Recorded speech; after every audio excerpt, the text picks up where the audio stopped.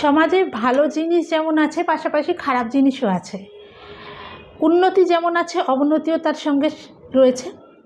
ঘটনা হলো, ভালো জিনিসের সঙ্গে মন্দও আছে। অনেকে দেখবেন বলে, অনেকে আমার কাছে এসেও বলেন যে নজর লেগেছে, বা ধরুন প্রেত বাধা, মানে অনেক কিছু দেখতে পাচ্ছে বা তাদের ফিল করছে যে কোথাও কিছু আছে, কিন্তু হয়তো সব কিছু সবসময় দেখা যাচ্ছে না, কিন্তু ফিল করছে যে কিছু একটা রয়েছে বা কিছু একটা প্রভাবিত কারোর দ্বারা সে হচ্ছে, যা জাগতিক নয়।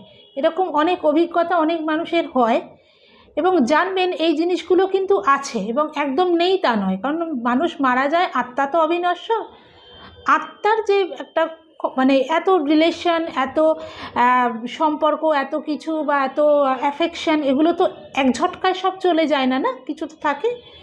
সেই রকমই এই জিনিসগুলো সেক্ষেত্রে কিন্তু দেখা যায়।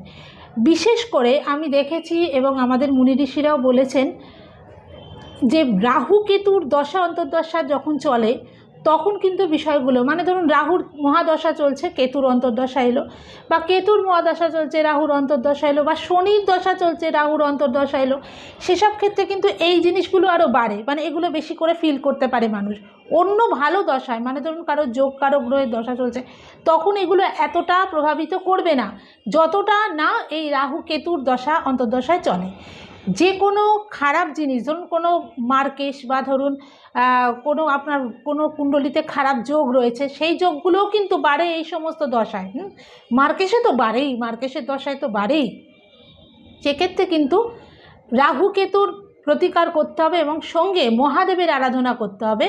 নিয়মিত শিবের লিঙ্গে জল ঢালতে হবে, বা শিবের যদি কোনো বিশেষ মন্ত্র আপনার জানা থাকে, যদি শিব মন্ত্রের দীক্ষা থাকে তাহলে তো খুবই ভালো, নইলে শিবের যদি কোনো বিশেষ মন্ত্র জানা থাকে সেই মন্ত্রটা নিয়মিত জপ করতে হবে। তাহলে কিন্তু এগুলো থেকে আপনি কিছুটা বাঁচবেন। আরেকটা জিনিস করবেন, সেটা হলো শিবলিঙ্গে জল ঢালার পরে সেই জলটা সারা বাড়িতে ছড়িয়ে দেবেন, শুধু বাথরুমটা বাদ দেবেন, পুরো বাড়িতে ছড়িয়ে দেবেন। এতেও কিন্তু নেগেটিভিটি দূর হয়, এটা মানে আপনি এমনিও করতে পারেন। দ্বিতীয়ত হচ্ছে, এই সমস্ত সমস্যায় যারা ভুগছেন তাদেরও কিন্তু উপকার হবে। বিছানাতেও দেবেন, তাহলে কিন্তু অনেকটা উপকার হবে। করে দেখুন, যদি কেউ এই সমস্যায় ভুগে থাকেন। সব কিছু তো আমার কাছে দেশে পৌঁছায় না, কিন্তু যাদের সমস্যা আসে আমার কাছে, আমি সেগুলো বলি। এবং আজকে এই ভিডিওর মাধ্যমেও বললাম, যারা এই ধরনের সমস্যা নিয়ে ভুগছেন তারা করে দেখুন, অবশ্যই ফল পাবেন। কিন্তু বিচার করে দেখবেন যে আপনার এই সময় রাহু কেতুর দশা অন্তর্দশা কিছু চলছে কিনা, ওই সময়ই কিন্তু বেশি করে এইগুলো মনে হয়।